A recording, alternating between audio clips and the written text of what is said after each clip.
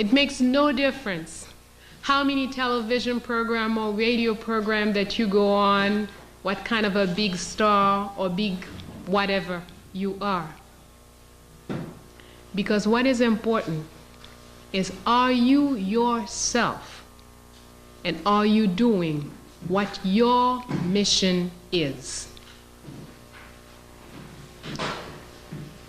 We want to know, how does a sister from Haiti going to talk about fulfilling Martin Luther King's dream? Which dream was this? Little white children and little black children, hands in hands? Do you think this may be the dream that I'm going to talk about this evening? No. That dream is not in me, and I don't know of anybody who has this dream. And what is the dream? Well, it is a dream that is not often mentioned. But maybe it was just a mistake, but one day he said that he believed that one day a very small country, somewhere insignificant, would rise up and crush the United States of America. That is the dream I have in common with King. I come from a very small, insignificant country, trodden down, baffled by every so-called nation friend, sister nation, brother country, whatever it is they call themselves, baffled by so-called international community, baffled finally through education, through miseducation, through conditioning, baffled by ourselves, fooled and trampled by ourselves, because we have been trained to do this. But we must know, what is this country? We must know what is the purpose. A nation is what? A nation is a group of families that come together. They have past experience together, common past experience, and they established a common objective. When you have past experience, which give you culture together, and you establish an objective to work towards, then you become a nation. And if we go back to the time where they were creating this country, Haiti, and please call it by its name, Haiti, not anything that you hear other people calling it. Thank you. This is a land that the founders sat down and decided would be the refuge for all black people throughout the world. It's not whatever little group is living on it. It's not the possession, the propriety of the little group that is there now. But their vision was, we're going to create this space here as a place where any black person running from any kind of oppressing havoc, oppressing chaos, they can come here. And instantly, any black person who set foot on this land becomes automatically free and a citizen. They went further. They said, anyone freeing slavery who comes to Haiti will be free. But if you're black, you are free and a citizen. Now that is the mission of this country. So Haiti does not mean this small geographical space there. It means everywhere black people can create a space that is a refuge for other black, then that person is in Haiti. Haiti is, as far as I know, the only island in the Caribbean that has its original name. Even though the criminals coming from Europe, arriving on the island of Haiti, that's the name of the entire island. That's what the Arawak people called it. And this for thousands of years before the criminals arrived from Europe. And when they arrive, they find the people there. It is estimated there were between 2 and 3.5 million Arawaks on the island in 1492. 11 years later, it was estimated less than 100,000 people were living on this island. A little before this estimate, as they noticed that the people were just dropping off like flies, the Europeans went to Jamaica, collected a portion of the population there, brought them to Haiti to dig for gold for them. And that population disappeared too. They went to Puerto Rico and brought boatloads of Arawak and Tainos and Caribs. And that population disappeared too in Haiti.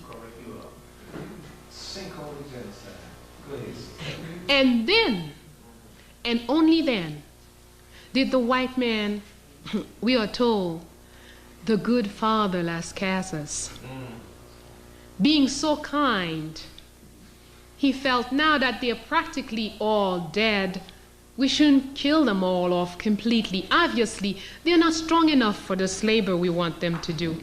We should go to Africa and get some big, strong black folks. Bring them here to do this job, to work for us for nothing.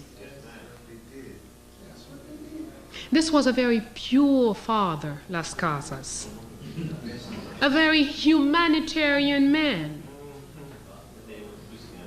who owned big plantations in Cuba and in Puerto Rico. And in the name of Jesus,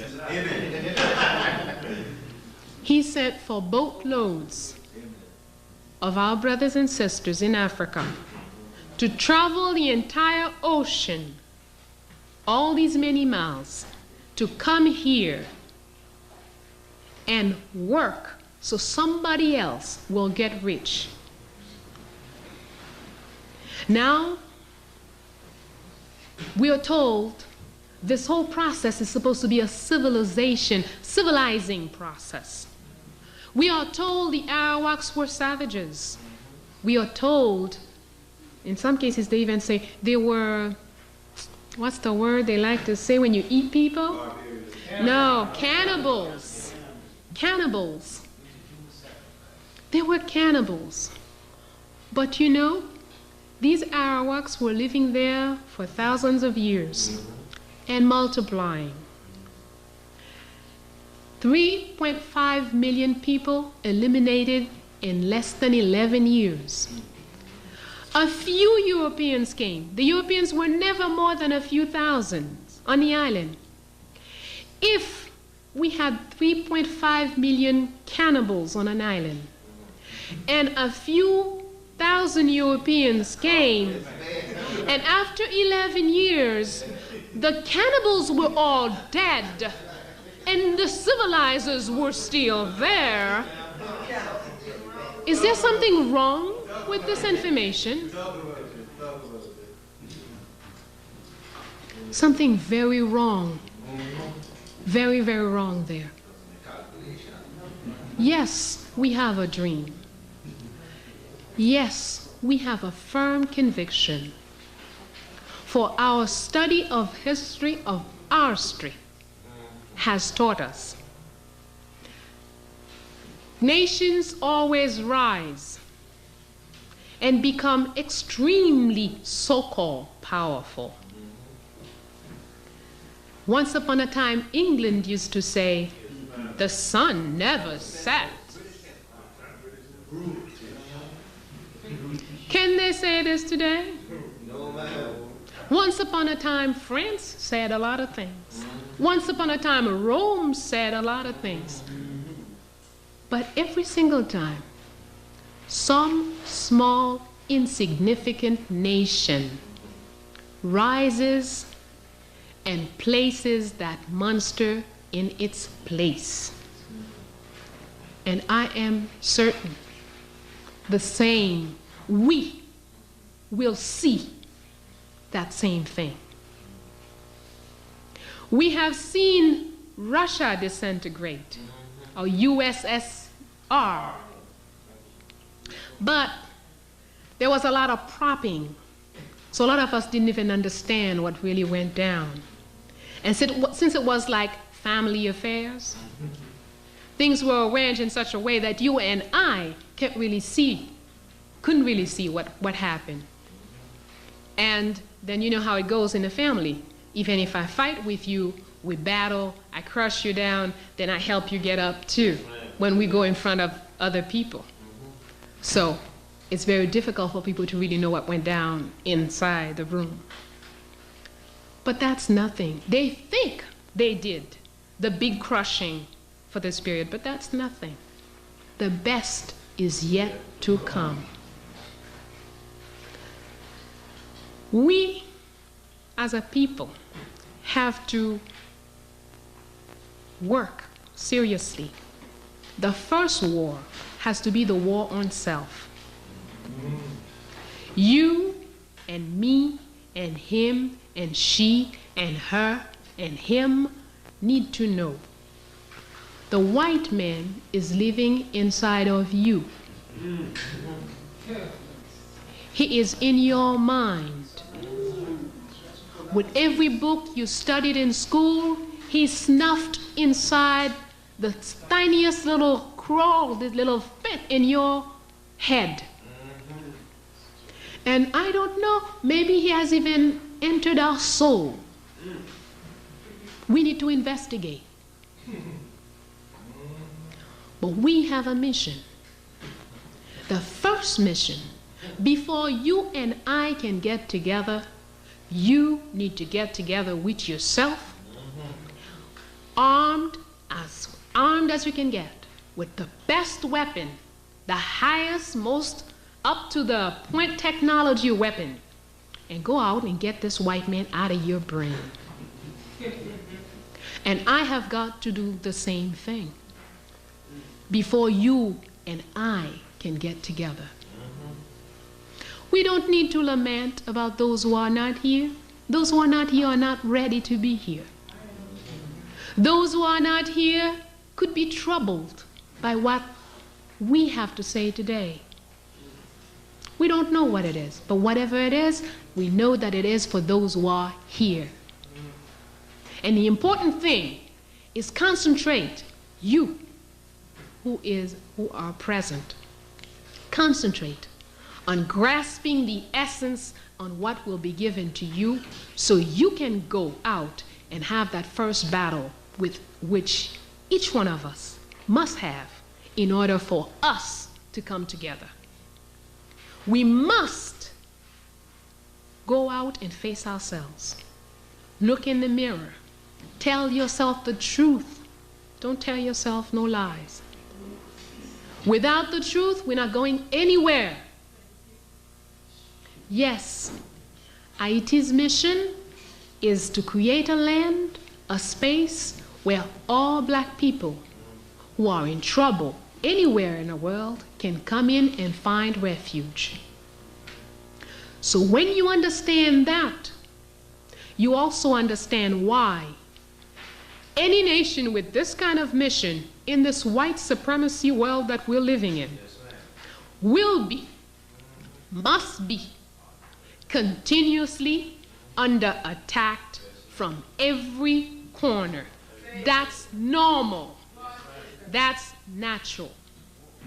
And it is insane if you are an Haitian to make believe or to tell yourself that you're going to go to your country and build a nice home and enjoy the sea on Sunday and, you know, have a little fun, relax. I'm sorry. You should find another place where you should go do this. You cannot come and do this here. Because this here place is the center of the biggest war happening in this world. Because it does not have any one enemy. It has white supremacy as an enemy. And they are not asleep. They know, even if they kiss up with you, even if they sleep with you, they have identified you as their enemy and they're going to go after you. If they're kissing up on you, it means that you are in a position where they don't feel they can attack you openly now. If they're feeding you, you should know there's a lot of possibility that this food is poison. If you're drinking from them, you should know that there are great possibilities that there is something in this drink for you. But more than this, if we take a little look at the Constitution of this country, the first Constitution, the only valid Constitution, Constitution of 1805, states clearly this land is the land for all black folks. States clearly any black person landing here becomes automatically free and a citizen. States clearly no white man has the right to buy property here or walk as master on this land. Clearly. And this law. And now, when you learn that Haiti is actually on its, I think we were at Constitution 38 or 39, I don't know how many constitutions we have since the Constitution of 1805. If you understand, and of course in most books, you will not find a copy of the Constitution of 1805. They will begin with the Constitution of 1807. Even though they will have the Constitution of 1801, which is before Haiti's independence. But most people can never find a copy of 1805. But if you understand the mission of this country, then you also understand why this Constitution cannot be this readily available. With every Constitution, they removed the mission of the country little by little. And the very last thing to fall out was the article on white man cannot buy land or walk as master on this land. And it was removed in 1915 during U.S. occupation. Yes, ma'am. Tell them who your enemy is. And the Marines encircled the Parliament at that time when they wanted to have this law removed from the books. They had already been manipulating several weeks already. Several new laws came in, removing this one, removing that one. But when they got to this law about white men, even this Parliament, which agreed with almost anything the U.S. asked. The U.S. asked to turn left, everybody turned left. Turn right, everybody turned right. But when they said we must remove this article, every parliamentary person said, not me. I don't want to be involved with this. I'm not here. So the U.S. Marines encircled the Parliament House, arrested all the Parliament folks, wrote the new decree to remove this law from the books, and passed it. Democratically. Democratically, thank you. How American. What type of democracy that was? Okay. White democracy? All right? So, why? People will tell you many things. I'm sure there are books on tops of books. You will read as to why, the economic reasons why they had to occupy Haiti. Oh, no. The trouble, so much coup d'etats and too many killings of officials and too much trouble in the country. That's why the U.S. had to occupy Haiti. But here's what the U.S. did When they came in the first time, they occupied Haiti. First, they changed all the worthwhile laws from the books. I'm sorry, that wasn't first. The very first thing was, Haiti was the only country at that time who did not have their money backed in the Americas, backed by the dollar. Our money was backed by gold. Our entire reserve, gold reserve, was taken away for safekeeping, we were told, and brought to Fort Knox. It has yet to return home. This was 1915. When somebody asks you, why is there so much poverty? When some white person says, oh, I want to go help the poor people in Haiti, so I'm going to bring a little bread and a little water for them. Ask them, why don't you just ask your government to give them back their gold? Right. Yes. So, we're looking at a country that has set a model for black countries. The only country who had a constitution which was in accord with what the purpose of the people. We cannot have black people enslaved or colonized, and then when we're free we say, oh, our colonizers are our best friends. They teach us the laws we should have in the books. We're going to take their books to have the schools. We're going to take their doctors to come and build our hospitals. Why the hell then why don't you just stay in slavery or stay in colonization? We have an example, Nigeria. Very important country. 110 million people strong. Powerful land, variety in climate. Nigeria has everything to win as a black country. When Nigeria was becoming, and the crackers really didn't want to give Nigeria up. They did not. Because Nigeria was too much wealth, too much of everything. And it had a very dynamic personality, the people of Nigeria. Well, when you read the Constitution of Nigeria, you can hardly tell this is a black nation. But furthermore, the accompanying agreements, Nigerians agreed to live in the hands of England. The educational system, the justice system, the finance system, and the resources. So here we are independent. Here's how it went in Nigeria. We're independent. Hooray! Independence! Wonderful. But England will determine what you do as far as education is concerned, will determine how money is spent and for what, will determine how resources are used, and will determine justice for the next 15 to 20 years. Is that independence? No. All right. So, Haiti, if you're looking for one country, one black country, coming out of slavery or colonization, that actually had what you call independence, you will not find two examples. Not even Ghana. Ghana is the closest. Ghana had pretty good documents in what they set up. Guinea tried. Paid very dearly for trying. Okay? So, tell me, here we are. I'm a slave master. You're my slaves.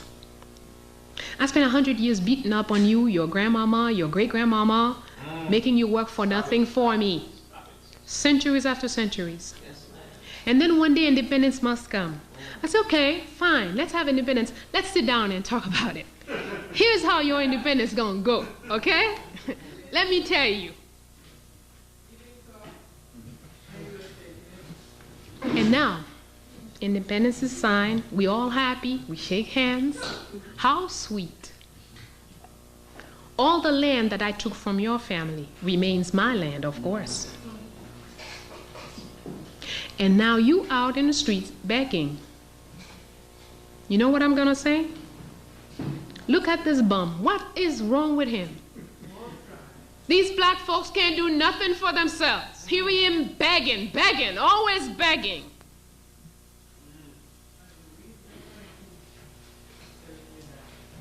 And we are so stupid. We won't even say, yeah, I'm begging because you stole my land. I'm begging because you killed my mother. I'm begging because you slaughtered my grandmother. I'm begging because you raped my sisters. That's why I'm begging. We're going to say, no, white man, you got to help us. Oh, no. Yeah, we're really in bad shape. You know why you can't give him the sense? You went to school, I hear. Your mama sweat by the roadside, selling mangoes to send you to school, to send you to the best schools. Like my mother. My mother was living in a room, one room, saving every penny she made to send me to a school called Collège International Montpellier. After I finished secondary school, I had no idea. Hey, my mama said she's sending me to school. I went to school. But when I got to the school, you know what they taught in that school? They teach you how to drink whiskey, how to drink vodka, how to ride horses, how to play card games. And see, this is a school, of course she didn't know. To her it was a great school because it was in France, and in France everything you learn is good for you. This is a school that children of barons and queens and whatever, who don't have any brains, who don't have anything to do, all they have to do is go and learn how to walk fancy, speak fancy, and drink up a storm without ever looking drunk. It's sad, but it's true. I spent a year, and there was no way I could explain to my mother, this here, where you sent me, I don't belong here. Anyway, to make a long story short, I went, did my year. At the end of the year, I have a diploma. Hey, I know how to drink vodka real good. I know how to dress up. I was forced to press my hair. I think it was 3 times a week I was supposed to press my hair because I was never supposed to have a kink anywhere. I must not be myself, you know. My hair was always to be pulled in a silky, slinky little whatever it was. Okay, I did it all until the last day. When the notes were all posted, I washed my hair with a lot of pleasure. And I blow it all out. Something like tonight. Probably it was much bigger because it was longer then. And I put an African outfit. Without lying, one of my teachers went to the hospital with an infarctus.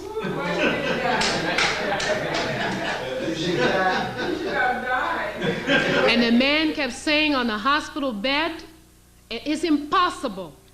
She was my best teacher. I invested so much in her. She can't revert like this.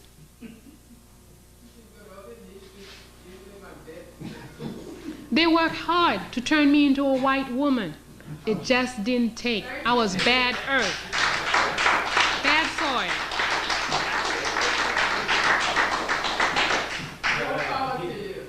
But I'm only telling you this because many of you are going to school. If you're not, you have a child that you're sending to school. You have a niece, you have a cousin that's going to school. A book written by a colonizer, a racist pig. Do you think that this can help your child grow? Am I saying you should not go to school? No. What is the difference between medicine and poison? One kill him instantly. What's the difference between the poison and the medicine? A matter of degree. Thank you, brother. It's the same thing. There is no difference. Every medicine is poison. It will kill you if that's what the doctor tells you. Take 1 teaspoon every 5 hours or every 8 hours. If you decide, hey, this pain is too much, let me take 5 teaspoons, what will happen to you?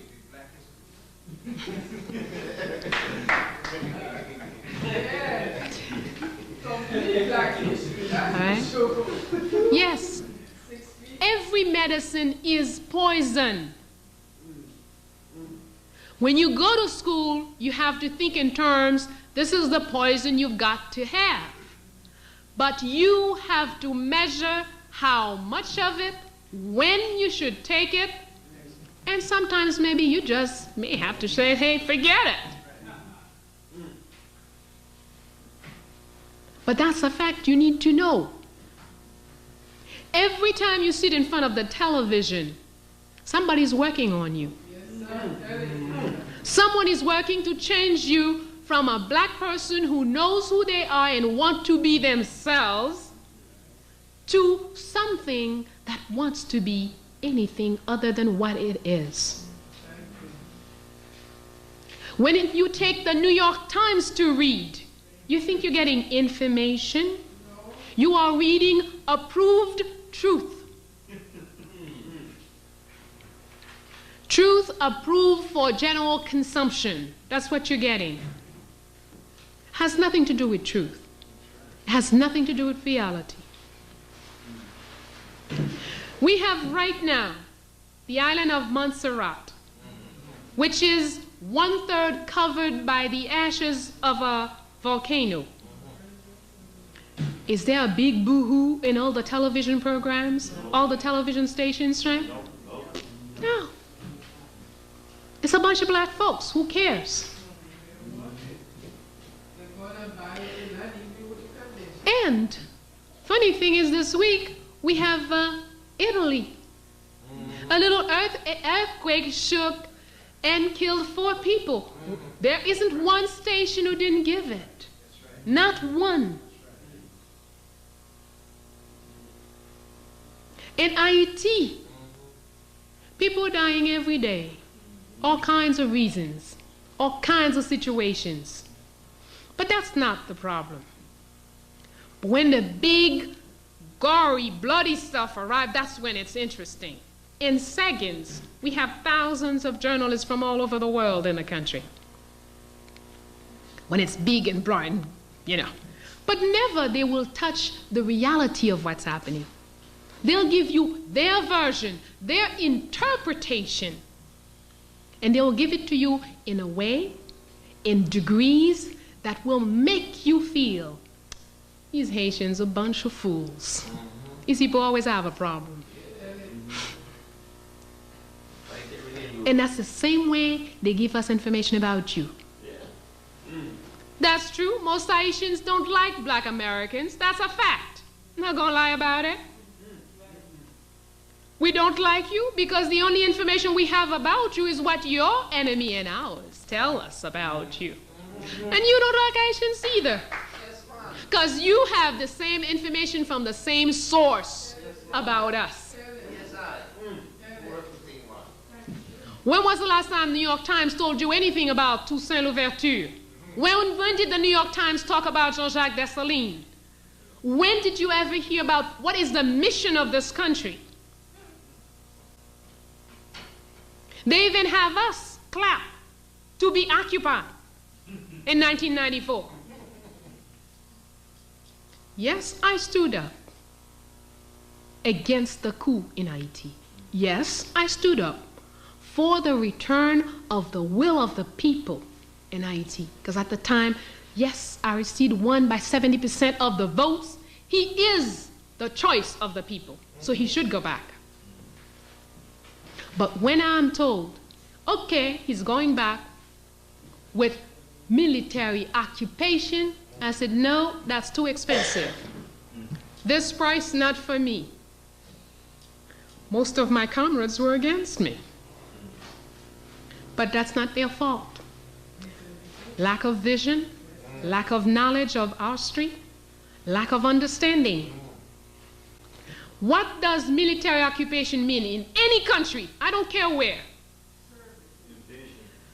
That is not the problem. Military occupation means prostitution will rise up out of the street into the best families, number one. Because General so-and-so and Colonel so-and-so from the U.S. Army is not going to go in the street and pay $2. No, and he's got to have a prostitute. He's going to go in your home, my home, take my sister. Number two, the cost of living must rise at least 15%. That's a fact, whether you want it or not. Any place where there have been occupation, those are the two first results of any occupation. Yes, ma'am. So before, 5 goods for $1. Today, 17, 18, 19, 20 goods for $1. You know how many people cannot eat in this country? 70% of the population is not working. The World Bank says, oh, to make things better, we have a good plan for you. Things are going to get real good, real fast. First, the public workers must be reduced by half. A study proved that every working Haitian feeds at least 7 people. And we only 30% of the population, the working population, is working. Now when you're going to reduce it to 15% of the population, how many people are we each going to feed? And then what happens to the ones who don't have somebody working to feed them? In 1946, Haiti imported nothing of what it needed to survive on a day-to-day basis. In 1960, Haiti did not import its food. Since 1970, there is progress, I think they call it. We start importing things. And today, 1997, Haiti imports even lemon, even plantain, even corn. And don't forget, we are buying it with 20 goods for $1.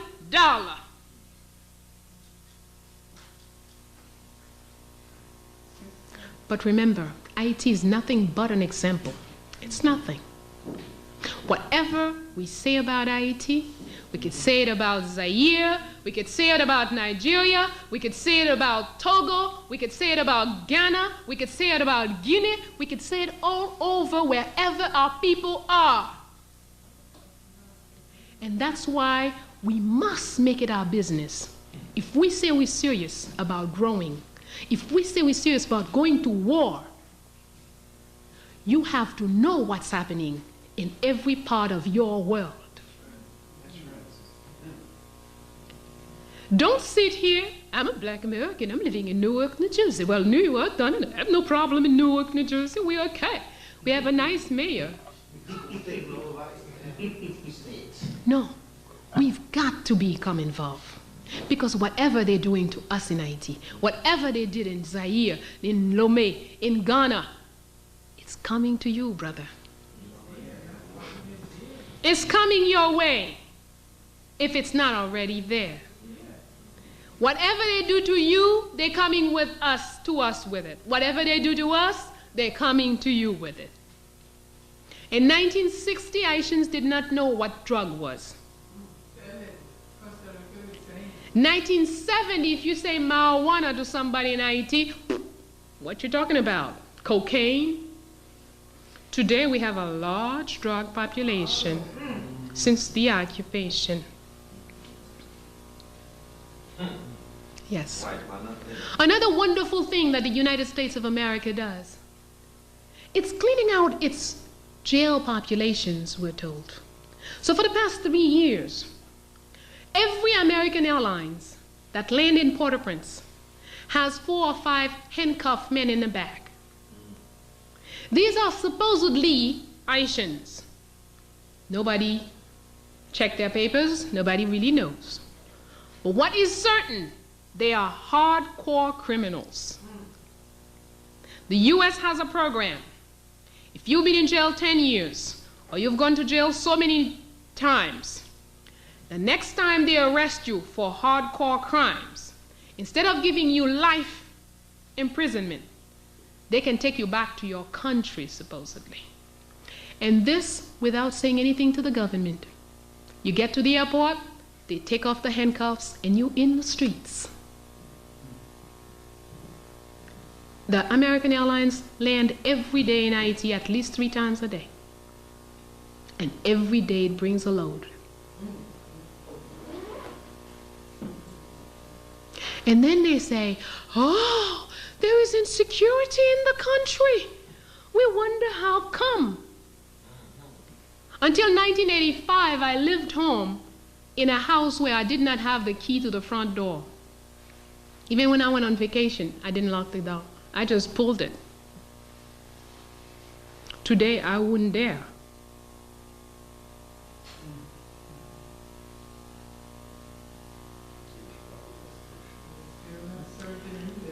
But to solve all of this, first element, we must know what's happening. Because if you don't know, you cannot resolve a problem that you have not identified. I'm going to try to make it a little clearer for you. Everybody here is familiar with Toussaint Louverture? Okay. Toussaint Louverture is a black man who largely contributed to the independence of Haiti, but he did not see independence. Freed himself as a slave. He was a slave for a time, and he was named by the white man François Dominique Breda. François means a thing belonging or having quality of French. Okay, a French thing, French possession, French quality. Dominique means somebody born on a Sunday. Breda is the name of the plantation where he was born. Every slave on that plantation signed Breda. Okay, so his name, François Dominique Breda. As this man started to implicate himself in the struggle for revolution, he got rid of the François. The Dominique fell off almost by itself. And people started calling him, as his godfather used to call him secretly, Toussaint. He was called Toussaint because his godfather, who's a man who came to Haiti as an adult, an African, and as an African, Africans like to name people according to the day you were born. And he's born on November 1st, which is the day of All Saints. So Toussaint means All Saints, okay? So his godfather secretly always called him that. Later, when he started to affirm himself as a revolutionary, he said to people, hey, don't call me this François business. Hey, call me like my godfather calls me, Toussaint. Fine.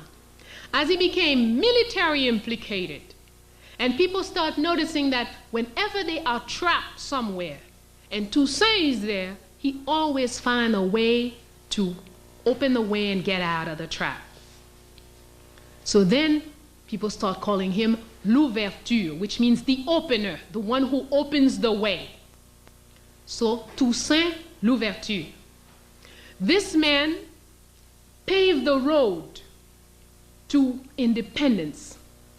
But before independence, he was captured by the French, taken to France, locked up in a jail, opened up a hole in the ceiling for snow to come in and eat him away.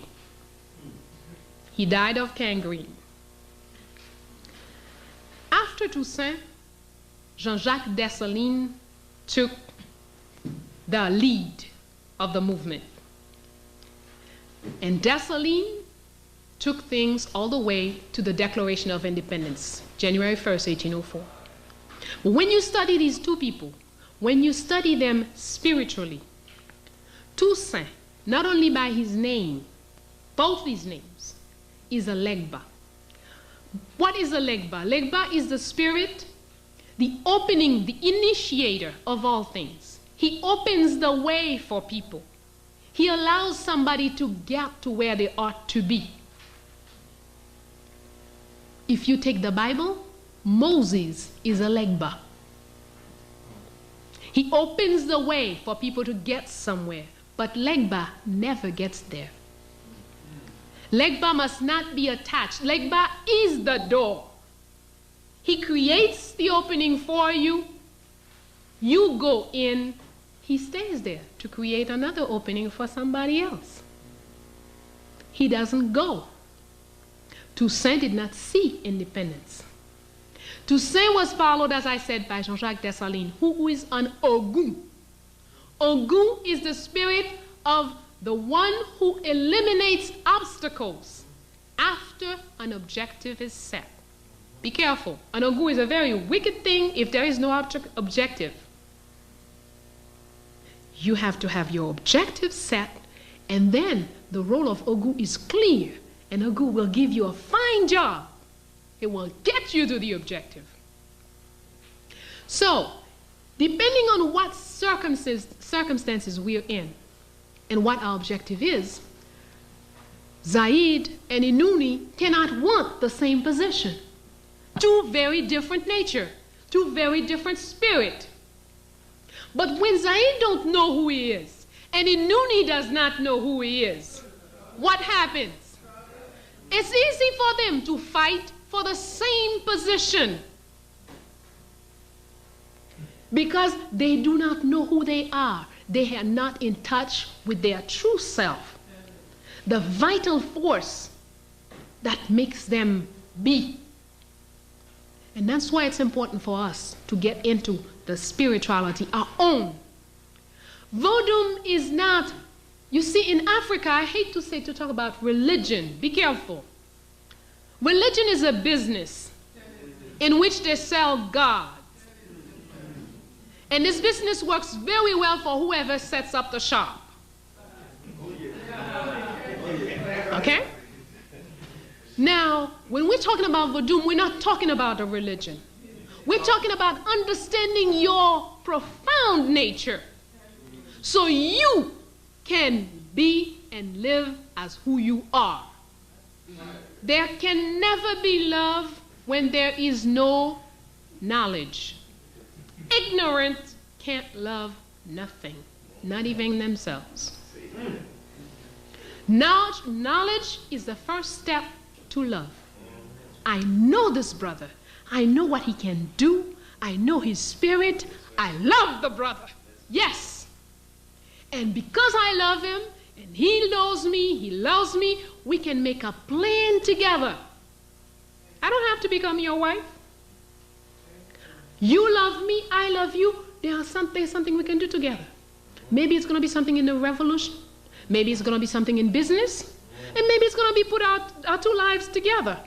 But that's not the where we're going to do the loving. It doesn't really matter. I love you, you love me. We're going to do something that's going to benefit the whole. That's when I love you. But if I love your nose and you love my butt and her little feet and her little something, please.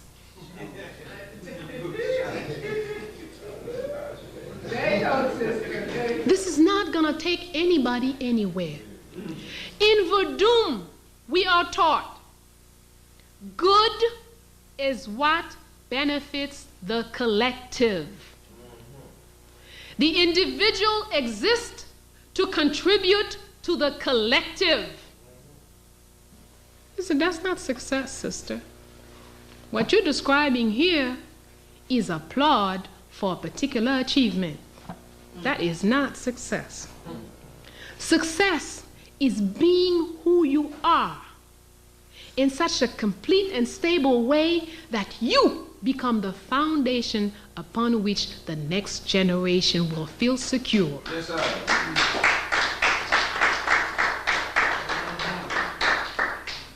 Success is not what you do.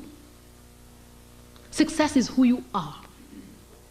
If you live your life as who you are and who you ought to be, nobody needs to know you. Don't matter you don't go on CNN. It doesn't matter if WBI don't know you exist. You are a very successful person. In very few words, if there is one revolution we could say was run by women, it is the Haitian Revolution. When you take into consideration, and this is not an exaggeration, Toussaint Louverture, who's a main person, main initiator of all of this, most French official who wrote about him continuously said he fought like a woman.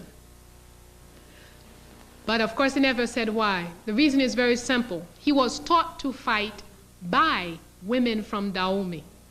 That's who trained Toussaint on his fighting skills. Jean-Jacques Dessalines was raised by his aunt Toya, an Amazon from Dahomey, who from the time he was a tiny little boy, his aunt continuously told him, "You must do for this land what I could not do for Dahomey." So the two main people in the revolution of Haiti, trained by women militarily. Besides this, from Toussaint Louverture himself, letters that he wrote, he said every troop was made of 1/3 women. 1/3 of every troop was 1/3 of every battalion, if we could say, was made of women. And there was a large percentage of children also. And Toussaint Louverture still explained, as they would go into attack, the first people to enter the battlefield had to be the women. Because they were more flexible, they would crawl on the ground through the bushes and come very close to the enemy. And then they would start making this very special noise they know how to make with their mouth that would sort of confuse the enemy camp. And it was also the women's job to go to the enemy and remove the cannon. You know, in those days, the cannon was a very important instrument. As long as the enemy had cannon and you didn't have, you cannot approach the enemy. It was the women and children's job to go to the enemy's camp, render the cannon unusable. And I tell you, sometimes a mother would take her child and throw it in the cannon's mouth, or throw herself in the cannon. When you're talking about slaves who would throw themselves inside the cannon's mouth to make it unoperative, these were women doing this. And once one of us would throw ourselves in and make it inoperative, then the French would not bother with it anymore. Then the others would come in and push it out the way and carry it to our camp. That was the women's job. So without any question, the role of women in the Haitian Revolution is not measurable. Besides, this is a general, we have women like Marie-Jeanne, who was in charge of security. Who gave Jean-Jacques Dessalines security? Marie-Jeanne and her band. She had a troop of female only. And Dessalines said himself, "I never feel as secure as when Marie-Jeanne herself is assuring my security." Marie-Jeanne. Women officers in the army, Lieutenant Pierrette Jolibois, Lieutenant Sanit Belair, Captain Guillaume Charlot, lots of women. So there was that whole period, revolutionary period, up until Dessalines' death, even into Christophe's rule, women run all kinds of things. The first woman minister of treasure, the first person minister of treasure in Haiti, in free Haiti, was a woman, Femi Dagui. The minister for finance was a woman. The Dessalines government had a lot of women, and Christophe's government had women. It's after Christophe, with the first mulatto who became president, Pétion, that things turn around. He passed a decree saying that it is forbidden to ask of women, to give to women tasks that make too much demand on their mental and physical capacities. So therefore, from this point on, women are not allowed in a public function, okay? So there's no question about the role of women in Haiti's war. And if I go even further back, with the Arawaks, the first people on the island, there were 5 rulers at the time of the arrival of the criminals from Europe, and 1 woman among them, Anakauna. Of the 5 rulers, she's the one who lasted longer, who fought them longer, and they were unable to capture her militarily. And that's why Ovando wrote to Spain and said, he has tried everything militarily to capture this woman, impossible. He must be allowed to use ruse. And that's how they pretended they wanted a peace treaty, and then in the peace treaty, when she went for the peace treaty and they grabbed her, set fire, and that's, peace treaties we know all about. We should know all about them by now. Okay? So there is no doubt about the Haitian. But besides Haiti, we need to know all of our history. We are not, I don't know about you, but me, yes, I live in Haiti. I was born in Haiti. Haiti is my country. I have a Haitian passport. But when I'm in Nigeria, I'm Nigerian. When I'm in New York, I'm a Black American. When I'm in Jamaica, I'm Jamaican. The earth is mine. That's my land.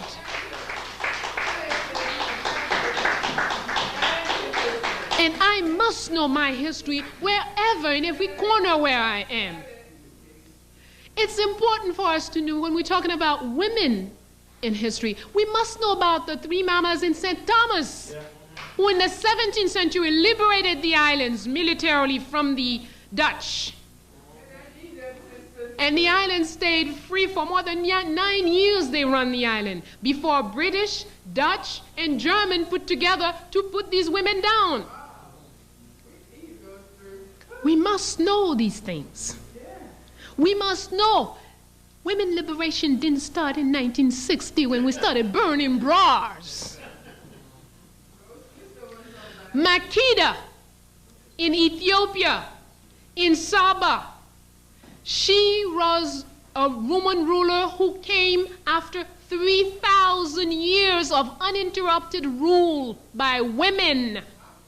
In her country, they could not imagine that a man could rule a country because they felt, first of all, they hadn't seen it. They've always known a woman ruling the country. And second, they felt with the natural talents of women for details, men did not have what it takes to run a country. That's why it was the business of woman. Yes, it's very, logical that the way they viewed these things. Now, so we have, if we take Dahomey with a female army and a male army, the male army is in the business of protecting the king and the nation and making expansion. The male army's job was the day-to-day policing of the population and fighting defense. Each had their own role. But in all of our societies, all over Africa, there has never been this concept that women can't and women don't, or women are less than. No. We are different. We have to know our own forces. Why 2 armies? Very simple. Women don't have their strength same places or in the same way as men. Men will be stronger, easily develop strength from the upper body. Women, their strength is more easily developed from the lower body. So, if I become a policewoman in today's police force, they're going to teach me to fight like a man. I'm never going to be equal to any man on that police force. I cannot be. Because the force they're asking me, the part that they're asking me to put into play are not the ones that are natural to me as a woman. I can be equal or better to any man when I know how to fight as women do, naturally. Not learning to fight as a man. It's like you ask a dog to be like a cat. Okay? So that's why it is, we've always seen in African traditional societies, women are equal to men, but each have their own role. They have their times where they must be separate. The women must get together to get certain things done. The men get together to get other things done. And then there are specific places where we're going to come together to do a specific thing. Okay? But it doesn't mean separate. But the white men usually say, you see? Yeah, women one side, men the other. Oh, that's racism. No, they have another word for it. Sexism. Thank you. Please.